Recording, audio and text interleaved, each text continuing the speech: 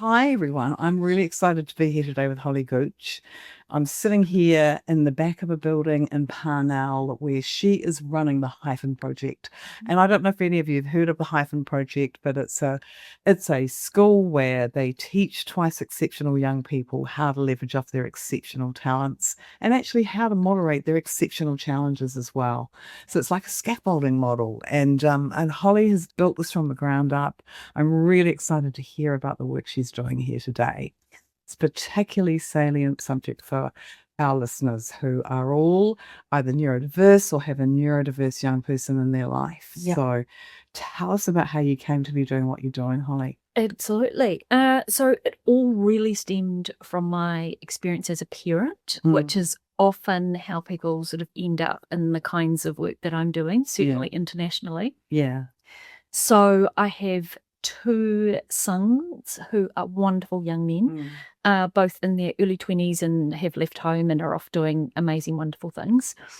But getting our sons through school for my husband and I was such a mission when we felt like it really didn't need to be. Yeah. So our boys both super motivated, really curious, engaged in the world, loved getting out there, doing lots of extracurriculars, interacting with people. They had all sorts of books and projects and things going on at home. Great learners, knew a lot about a lot of different things. And yet school was just not a good place for them to thrive. Tell me about why. So the reasons are, first of all, if you already knew something, you still had to do it again in class. So that is a big one. Really big frustration for a lot of gifted learners. Also, often the work young people are given in class can be busy work. So it's to fill a gap while the teacher, gets a bit of admin done or something like that. And for gifted young people, that can be really frustrating because they can think of much more exciting, cooler things to engage in. Yeah. Yet they're being told they need to colour in something or like in my son's case, read a Janet and John book. Yes. When he could read the headlines of the newspaper free and then just started to unlearn. Yeah, absolutely. And another thing that can kind of happen as well is around sort of the negative social experience. So I was telling my team the other day about how my eldest, his year 10 report, every single teacher had described in a different way how my son needed to talk less in class. So it was, this young man needs to pay more attention to what's happening in class and less on his private conversations. Or this young man would do a lot better if he spent less time chatting. Just every single way you can think of, he had comments about how he was talking too much in class. So you had an over-responder. I'm so jealous. My adorable young man was an under-responder, and so he fell through the cracks. Yes. Because he had no one to answer his curious questions. 100%. Which were half philosophical and off-point. Yeah. But in his mind, correlated. And I always understood because he saw the connection. Yeah. He was seeing patterns and trends in the universe and world. And, at the age of 3, he wanted to know why we were here. Yeah. I thought his questions were fantastic. Yeah. But the teachers didn't find them great at all. They feel like so they're shut cheeky. them down. Yeah. They're told off for being cheeky or trying to derail the class or something. And it's no, actually, that was the leak that happened in my head when we started talking about that. So, can we not go down that track? So I mean, that was a big part of it.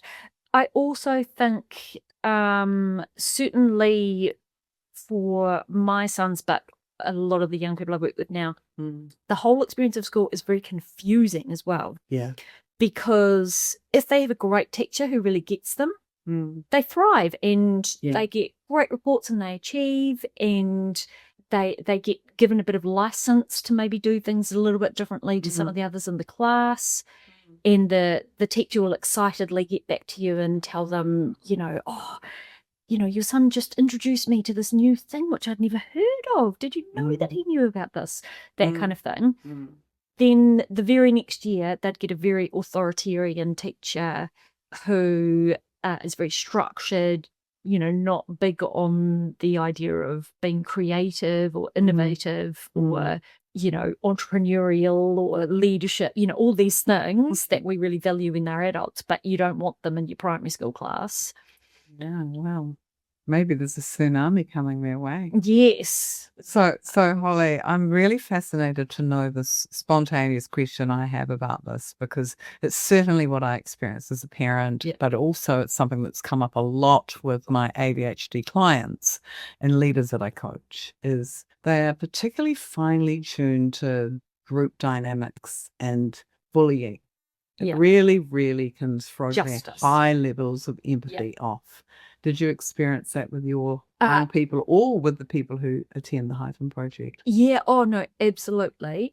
And one thing that's really interesting is I think certainly there is often a myth around autism that it's you don't tune into other people or you're not aware of other people's feelings or whatever. I think it's very different. But actually it's often that they feel them very deeply and it's more about how they don't know how to process that and how to respond to it. And that can really derail them and have a very strong impact.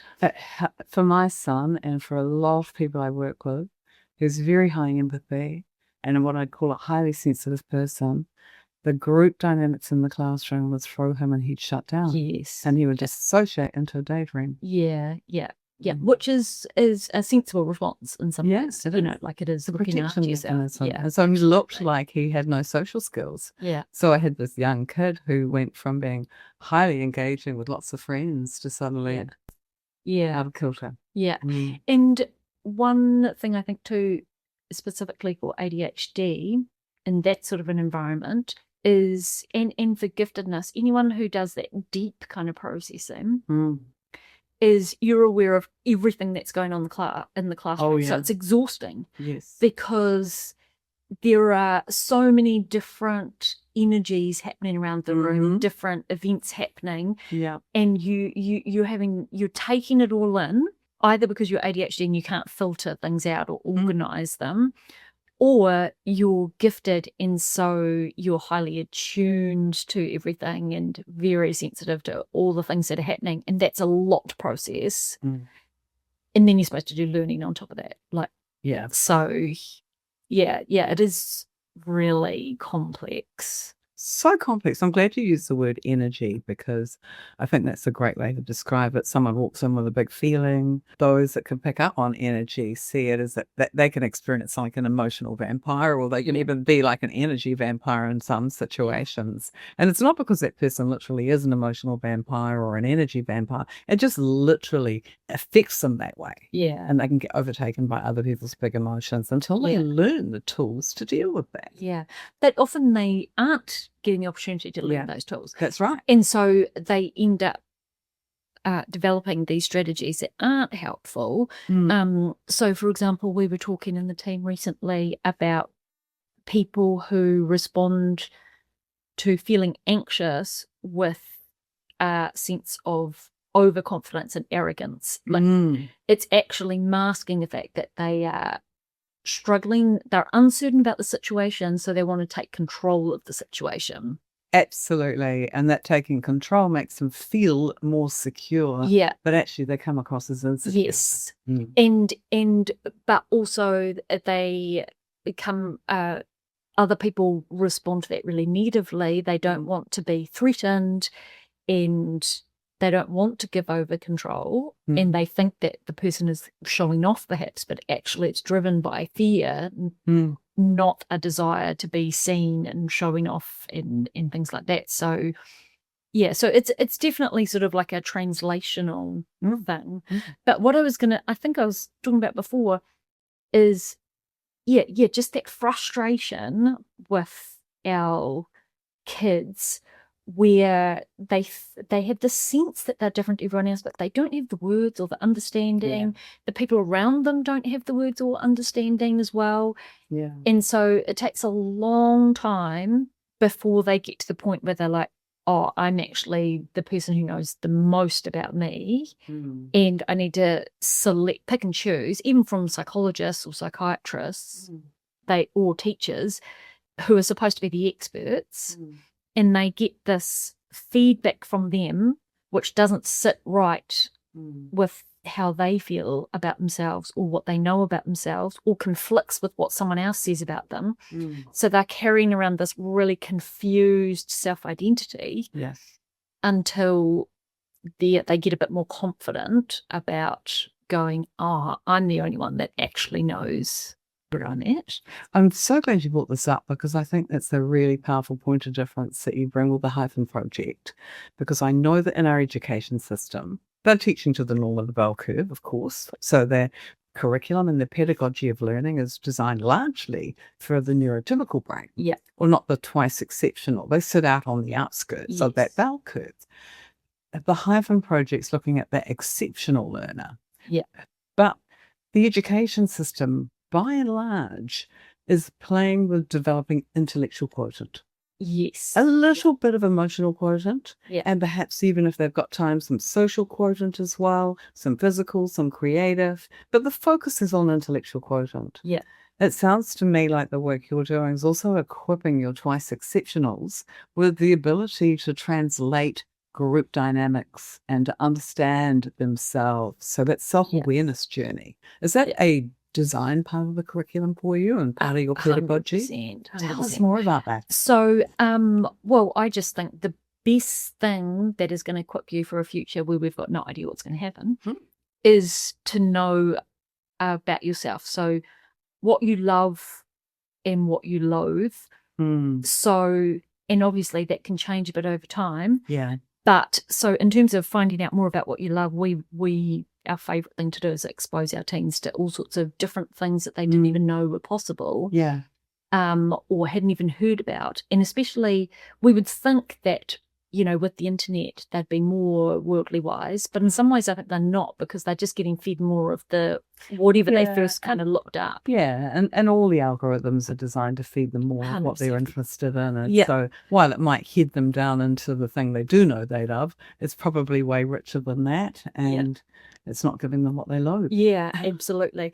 And I think particularly in New Zealand, if you're looking at doing anything really specialist or niche, that might not even exist in New Zealand yet. Like there might not be, you don't know anyone that might be involved in that industry or area, or it just literally might not be here. You know, it only exists overseas, not here in New Zealand. We do have Singularity University here, though, in Christchurch, and I love what they're doing around research and jobs not yet known. I have not heard about them. Oh, great. I'm going to connect you to them. Okay. They're wonderful. I was a geek for a little while around the future of work when I worked like Ian.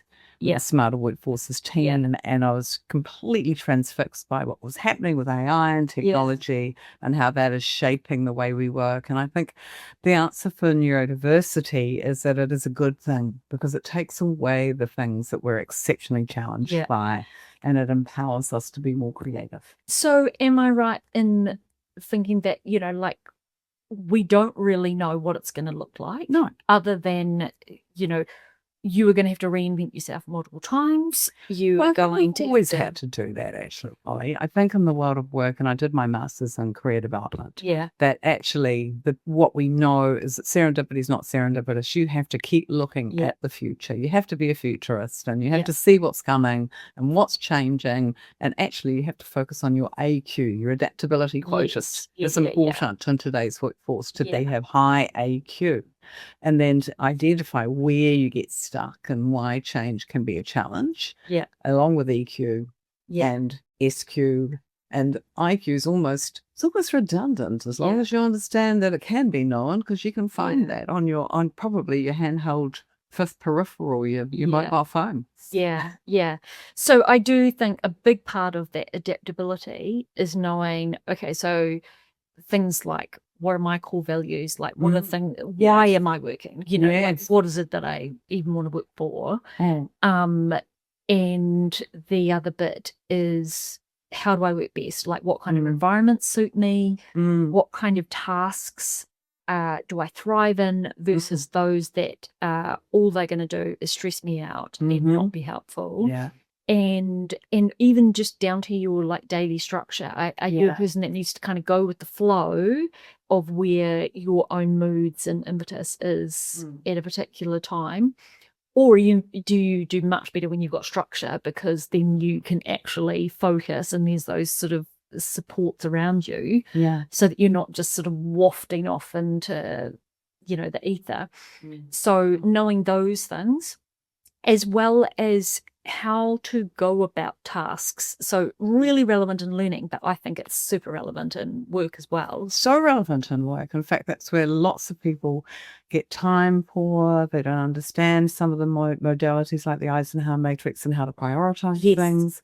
And actually, you almost need to do it on a daily basis. And I think what we have is a workforce that's very focused on this whole thing of busy. And not stopping and going, how am I doing what I'm doing? And so a lot of the work I do with my team is around getting business leaders to stop and make sure they're checking in with how their team's working. Not what they're working on. I think another big one for us is we often put thinking as a to-do item, that we often just assume that completing a task is that you're doing something, and the thinking about it and ideating and experimenting and playing around with ideas, maybe even doing something completely that doesn't look like you're doing that task, because that helps you think about what it is that you're actually going to work on. 100%. That is a genuine and valid way to spend your time. That thinking, cognitive effort is a task and takes time.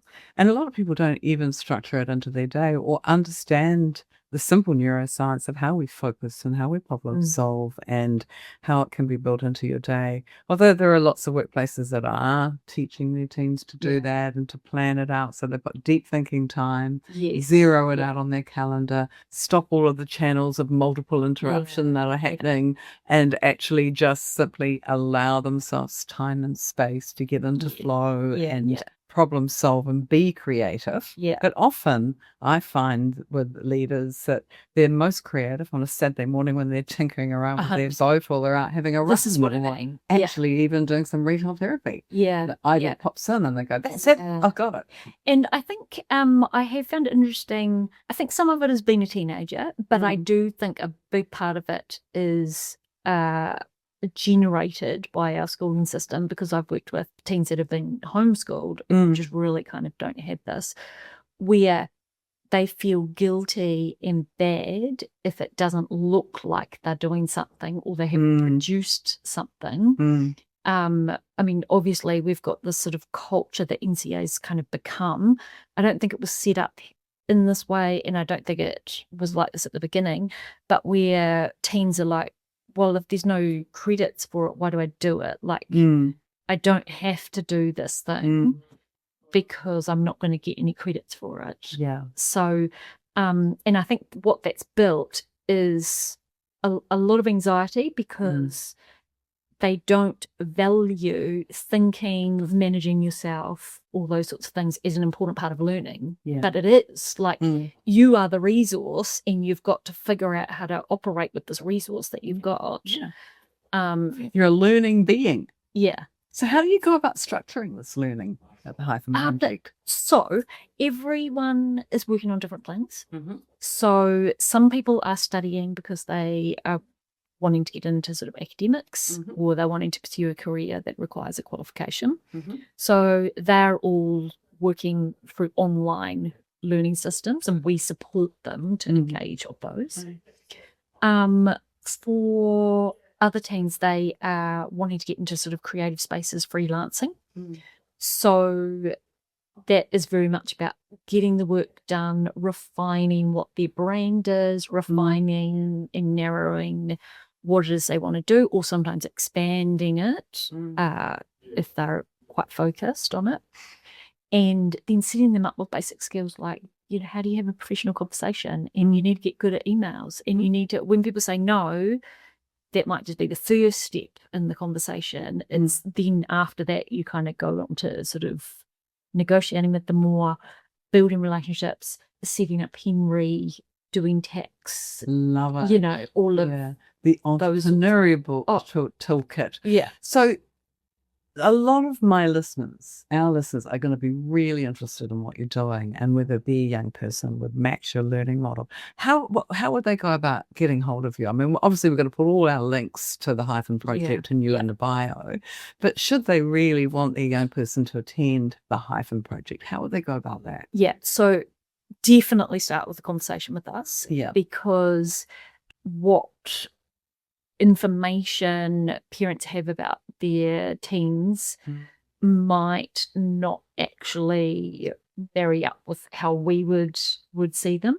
So, for example, not achieving well in school doesn't mean that you're not gifted, whereas a lot of people still think that if you're gifted, you must do really well at school.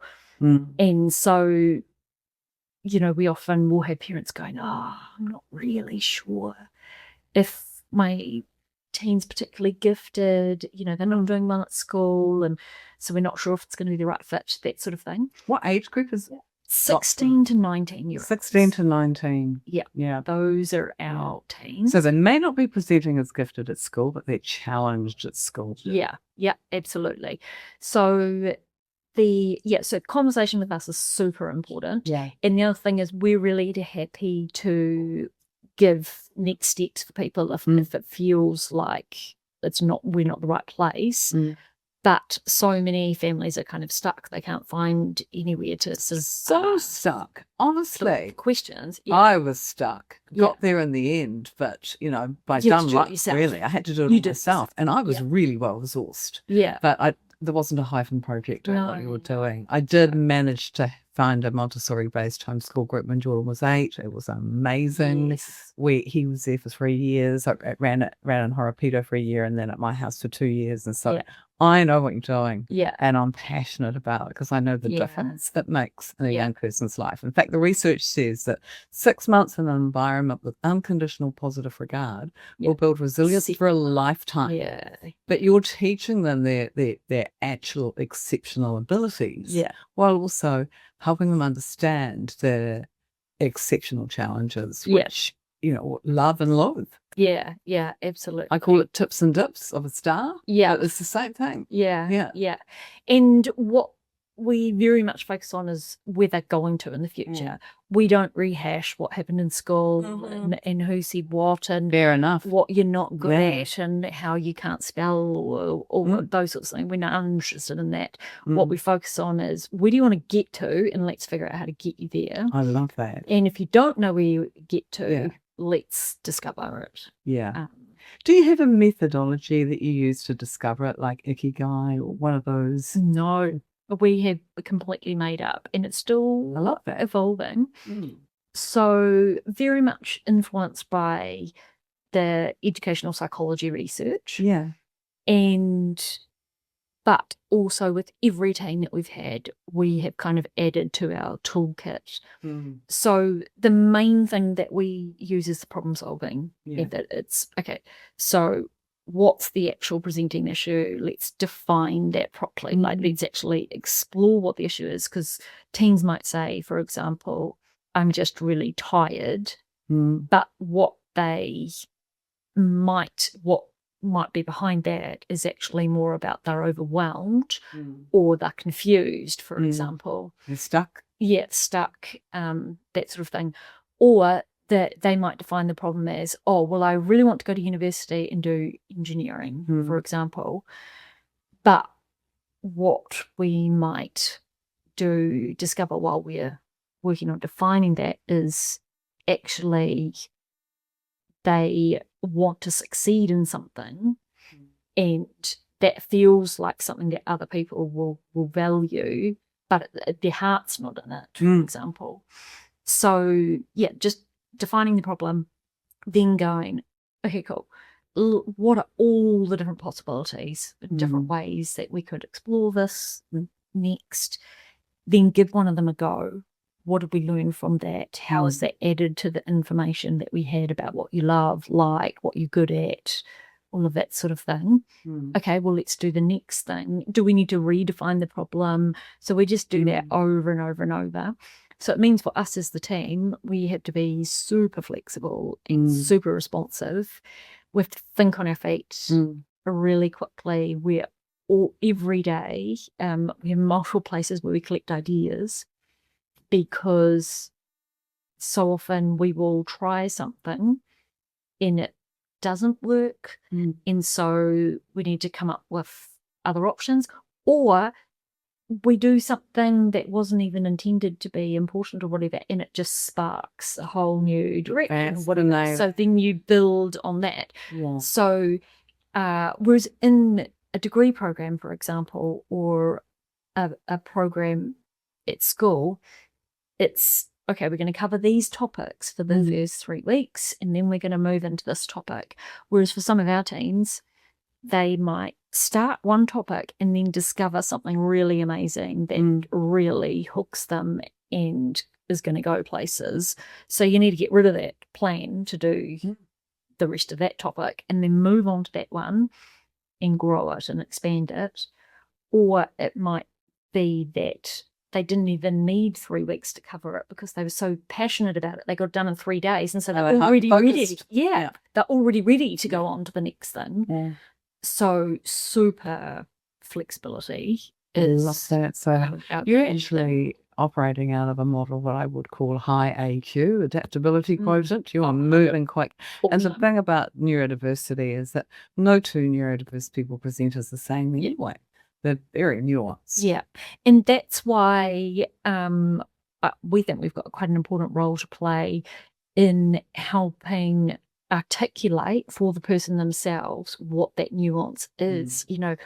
How are they neurodivergent? So yes, most of the people on our site, team and teens included, have got ADHD, but we have different challenges because of that ADHD and different strengths that come from that ADHD, not all the same ones. Or it might be that they've already worked through one aspect and they've got that sorted, but it's this thing, this part of it that is really frustrating them at this point in time. It's no wonder then that what you're doing is very entrepreneurial. Yeah, absolutely. So a lot of the way our program works and the way it was kind of designed at a sort of a higher level is very much from the talent incubator accelerator model from the innovation sector. And I hope that's super appropriate. I think it's super appropriate. You're over the road from the ice house. This is the plan. Outset benches. We're surrounded by creatives. We've got photographers, tattoo artists, event organizers. Love that. Zero, like amazing tech companies. Outset benches with all of the best weird and wonderful scientists in New Zealand. Hackland across the other side, and right by the universities, by the port. We have a surprising number of young people who are super interested in boats and sort of like marine engineering, marine makes sense. Tricks. Here we are down in the South Seas, floating around 2 big islands. So absolutely being surrounded by these people is wonderful. And so that our teens can see that happening as well. They can see what it looks like for where scientists work. So in a way, what you've created here is an education facility that embraces new ways of learning, the future of work, jobs not yet known, while also helping these neurodivergent learners work out how they learn and optimize it, while also connecting to the real world of work. You're not isolated. No, absolutely. So in your intro, you said that we're a school. We're totally not a school. We're like absolutely the opposite of a school. We've walked through the environment just before, very much kind of set up in sort of a more homely way. So what would you call it if it's not a school? So we are a talent incubator. A talent incubator. I love that. Yeah. That's really what a school should be. Yeah. And yeah, exactly. And another way we describe our organisation. So yes, we're a not-for-profit. Yes, we're a social enterprise, but we describe ourselves as a by family, for family initiative. So everyone on our board, everyone in our team has got family connections and personal connections to what we're doing, and that is what sort of drives their involvement.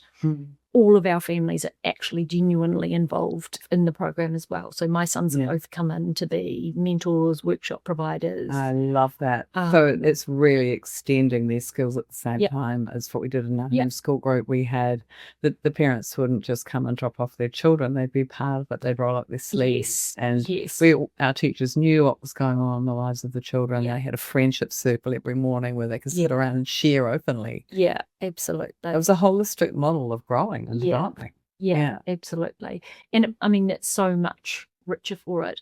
I think the other thing that is really important in terms of helping our young people feel safe and to trust us. So when these 16-year-olds come in, often got a huge mistrust of adults, certainly professionals from health sector, education sector, where they've often been let down, made to feel really bad about themselves. I mean, obviously there's some superstars out there who are amazing, and we try and collect those, so that we can refer people to them. But so when they come here, they really enjoy and benefit from the fact that we joke with each other in the team all the time as if we were like in a pub or something. We swear occasionally. We talk about the troubles we had trying to get here in the morning. We cook together. We, talk to our family on the phone while we're here. And that is actually quite strategic because they don't see us as professionals. They see us as adults who are there to help them. And they know who we are. They know about our childhoods and our, what sort of training things we did, what we did when we were their age. They know where we're from. And so it feels like more of a personal relationship. And so they're much more willing to work on themselves as people. And it's also sort of like a safe place to do that in preparation for going out into the real world, so that it's a hothouse where they can experiment, try things out, get responses, feedback from their peers and from us. So when anyone leaves here, they've got all of the rest of us behind them. So that's you're making me want to believe in rebirthing, because I want to actually come here myself, but fortunately I'm at a different end of my life. But I just think this incubator is a really powerful space, and I do know that a lot of our listeners on our podcast themselves are neurodiverse and are very likely to have neurodiverse young people.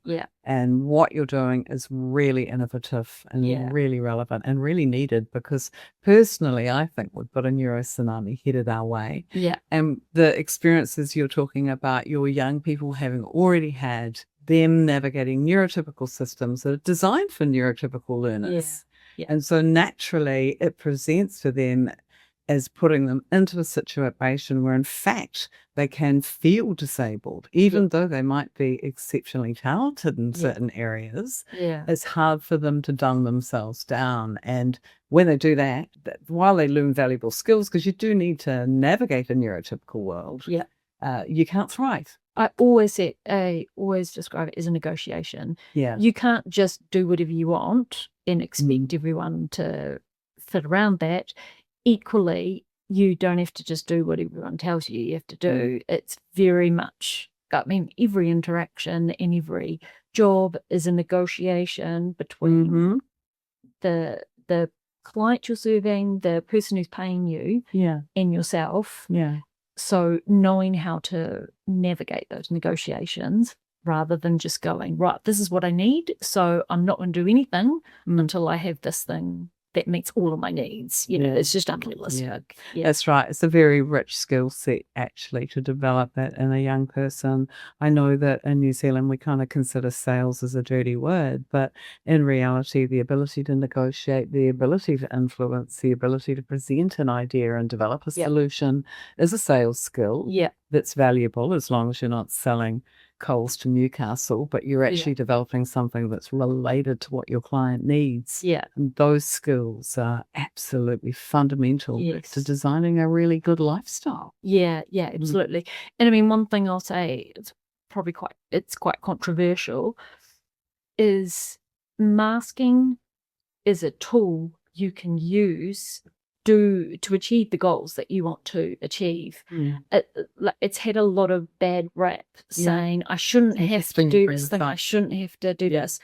What we always talk about with the teens is, if most of the time you shouldn't need to mask, because you want to design your life so that you're most of the time in a position where it's drawing on your strengths and you don't have to pretend to be someone else. But there is always going to be times where you're wanting to do something. You've got a goal, you've got a plan. And in order to do that, you might have to mask. You might need to present really well, even though you hate presenting and speaking in public or whatever.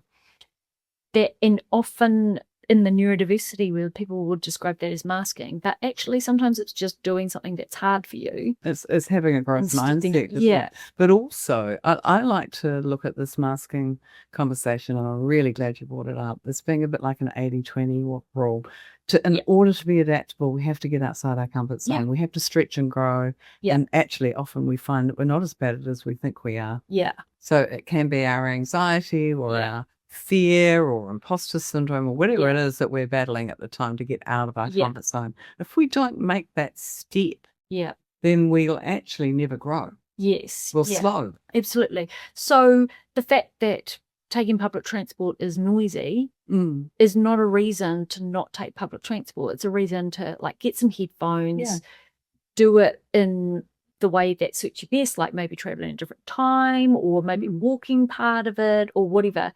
It's not the public transport system is not made for me, so I can't take it, kind of thing. So often it's getting young people to think about, what are things I'm willing to give a bit on in order for the gains, like the gains that I'm going to get from being able to travel to this place and have that independence, have that freedom to be able to engage in something that's really important to me. I'm willing to sacrifice a bit of discomfort in order to get there. I don't know a performance musician that doesn't have to face the nerves. And that they've all developed little rituals about how they manage that. I don't know high-end sports person who hasn't had to build muscle and grow and develop and get outside their comfort zone. And equally in the world of entrepreneurial business, I don't know an entrepreneur that doesn't have to face their own demons. Absolutely. So I'm glad you brought that up, because that masking and unmasking is an interesting thing. I think masking can happen when we're neurodiverse and say we work faster than others and we have to slow ourselves down, pretend that we're doing it slower. And certainly for myself, when I've been masking, it is exhausting. So I try and, now I don't need to do that, but when I was when I was in the era of masking, I would try and find little hacks to get through so that I could actually operate way I needed absolutely. And that's where, I've always found the same as what I was talking about with the our kids would one year have a teacher who just totally got it. And I've had employers like that as well, where they've just gone, okay, cool, I'm going to give Holly license to just kind of do things in this way. But still, meet the standard of what you've got to do, but have different sort of expectations or requirements of you compared to other people. And more often than not, it worked out to their advantage. Absolutely. Because if you work fast, it means you can work on different things, harder things, more things, I could never do anything slow.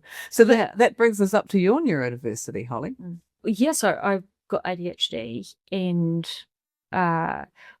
always kind of knew that, but never really got it. I always thought that everyone else had it much worse than I did. Yeah. It wasn't until I was interviewing people for my PhD where I'm exploring the strategies that adults with ADHD use to self-regulate. Yeah. And I realised that many of the people I was interviewing were in a much better space. It had way less difficulty than I did. And so I was like, oh, okay, maybe I do actually have to, maybe get that checked out. What a time to discover it. So there you are doing a PhD. I discovered mine when I was just starting a master's. Yeah. And actually getting A+.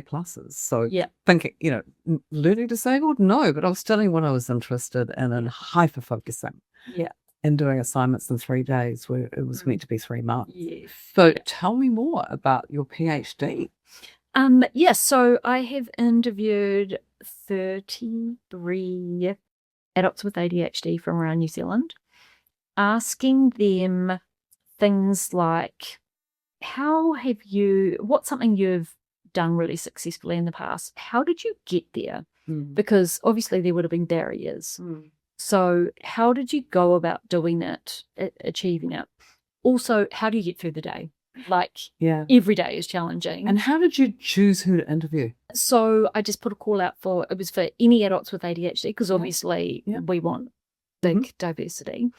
But what the impetus for the catalyst for this particular piece of research was, in psychology, a lot of the self-regulation literature focuses on how it's really important to be able to self-regulate in order to achieve anything.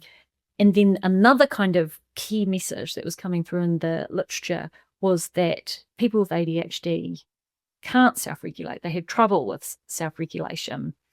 So I was like, but hold on a minute. I know so many people with ADHD that have achieved amazing things.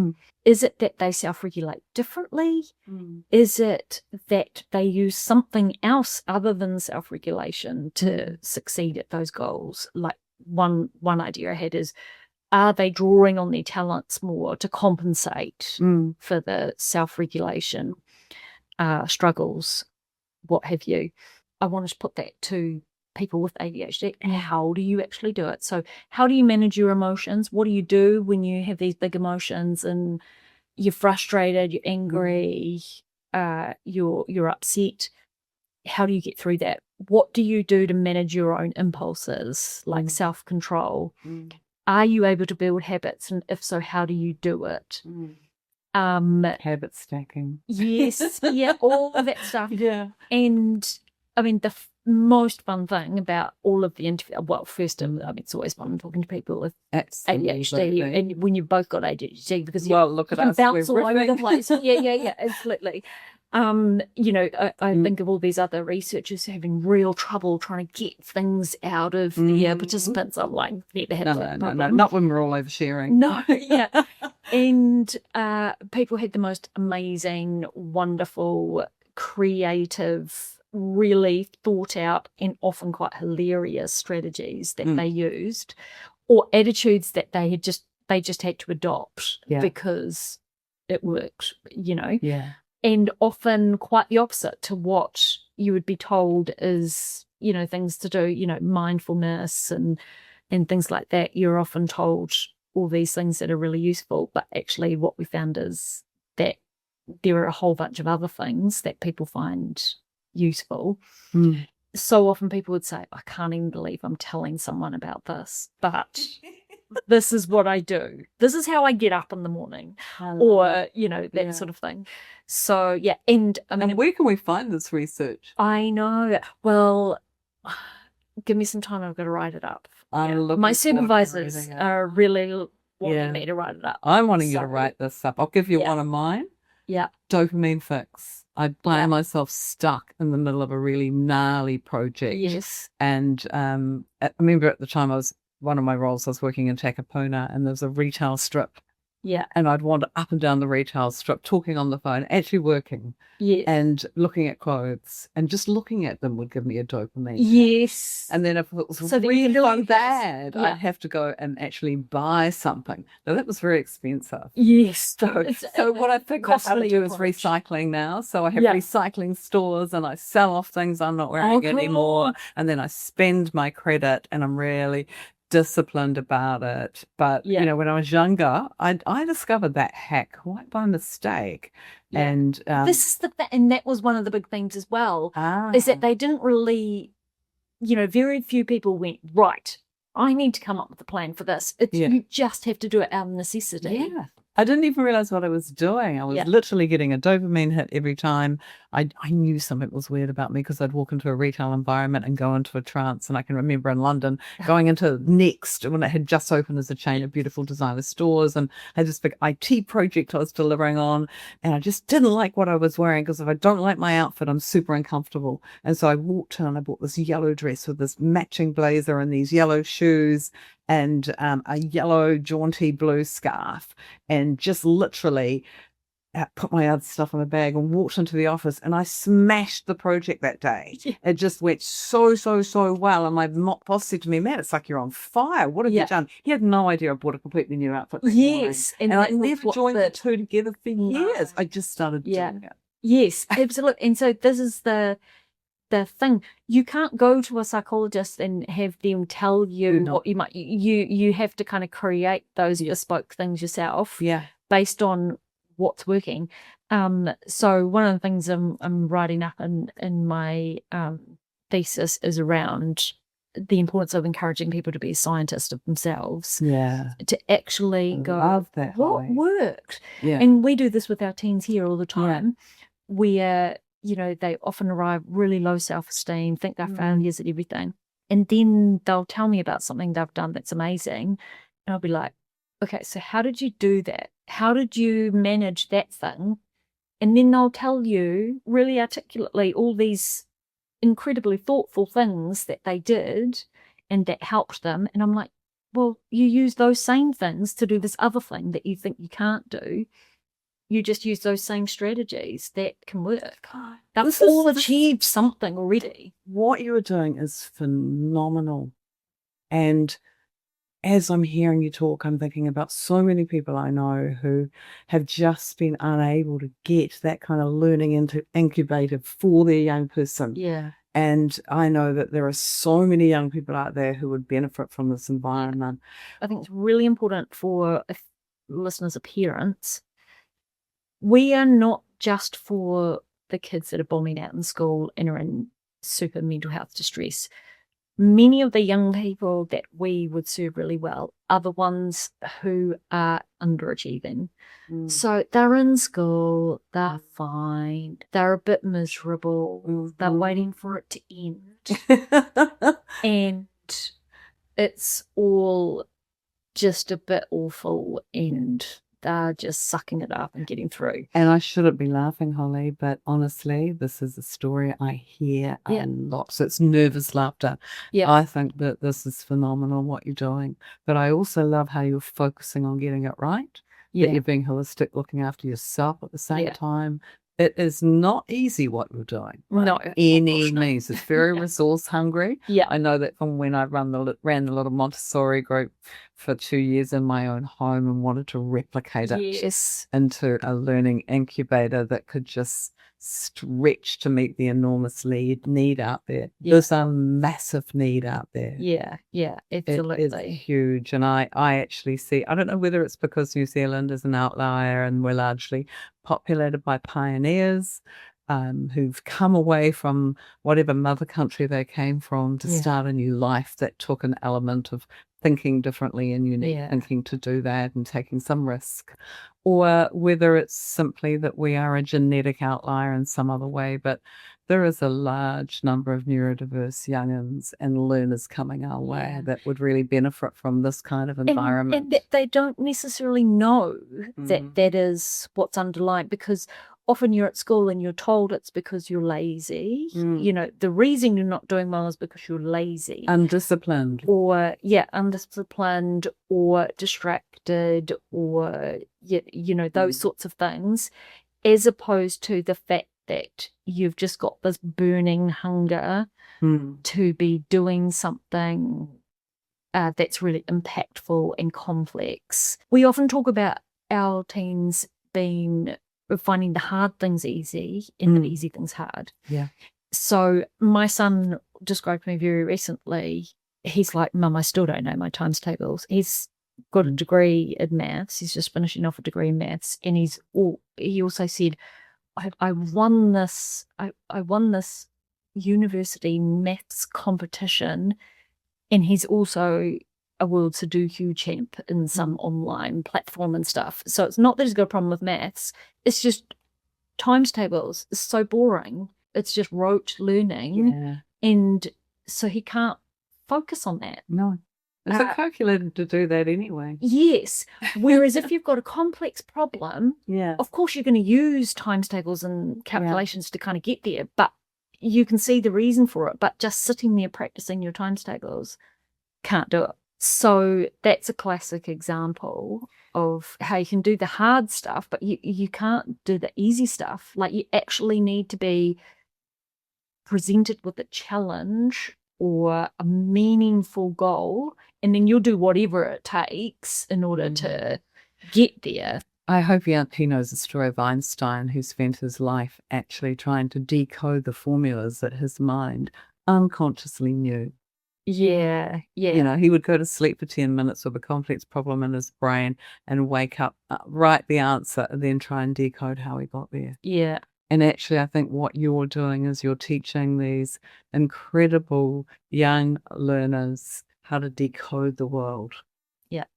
What in themselves. An incredible model. In themselves. Yes. Decoding themselves. Well, it's decoding themselves is a part of the solution to decoding the world that we're in. Absolutely. Love what you're doing. And I could talk to you for hours about this. In fact, if you'd have me back, yes, I'd love to do that. Absolutely. We're gonna sum up now, because I know that my listeners can't listen for too long. Yeah. And we've got some rich content here already.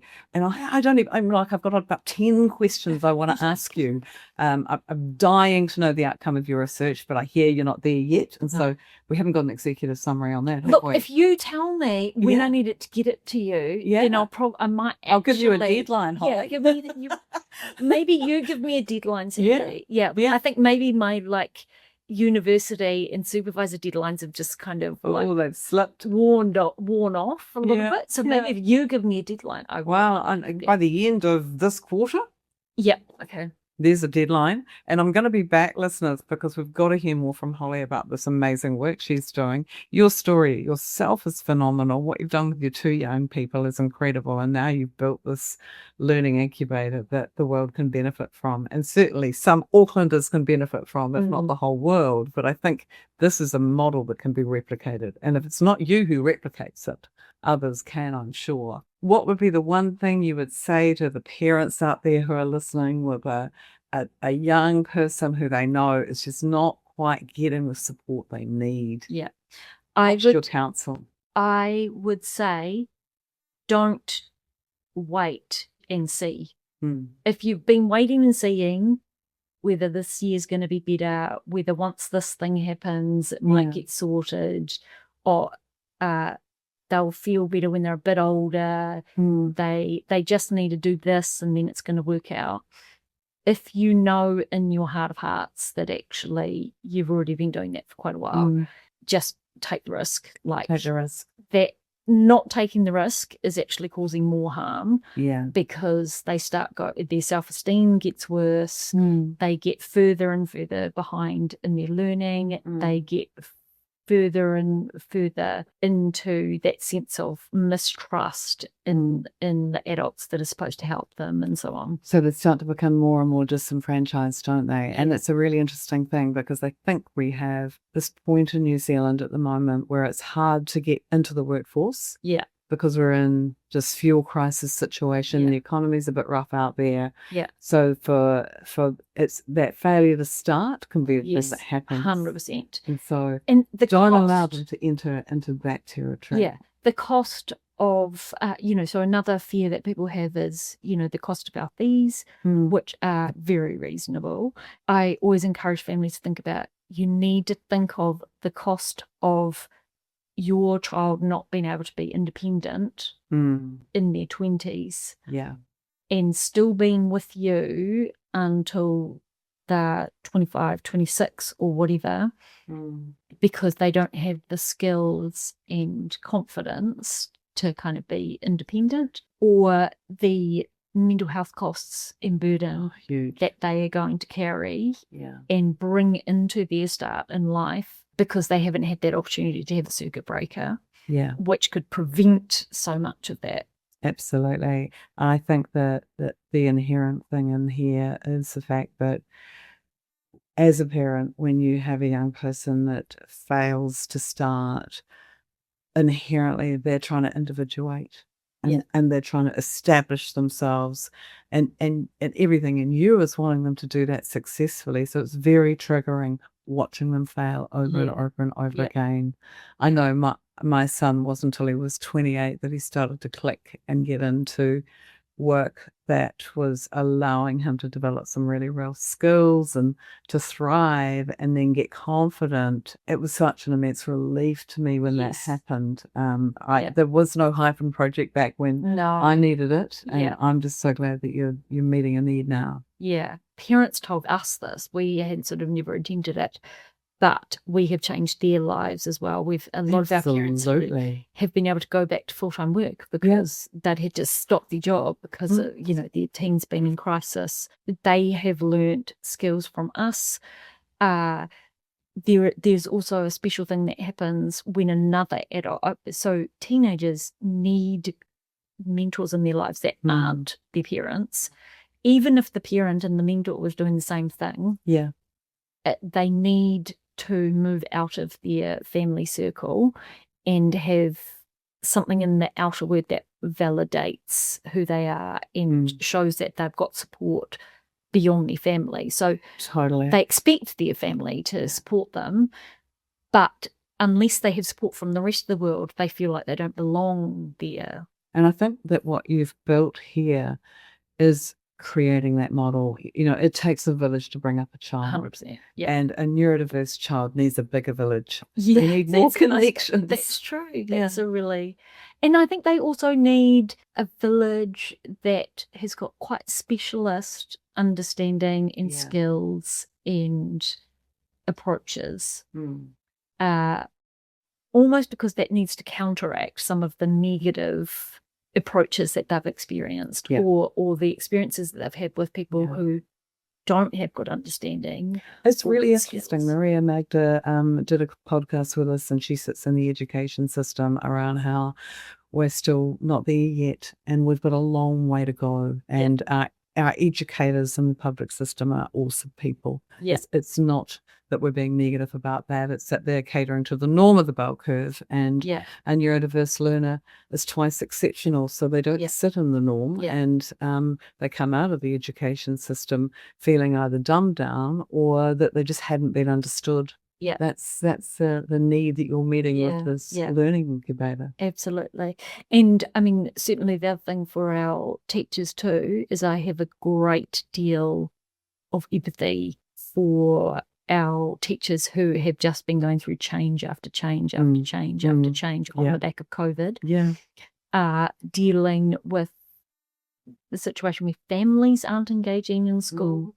As a teacher, you can only really work with a young person if they turn up. And, our attendance rates at schools are really low. Very low. Which is a huge part of the parenting aspect. And teachers cannot be responsible for that. And so we've got a really complex situation here, where a wider societal kind of shift. Teachers can't be solving all of the problems that we have.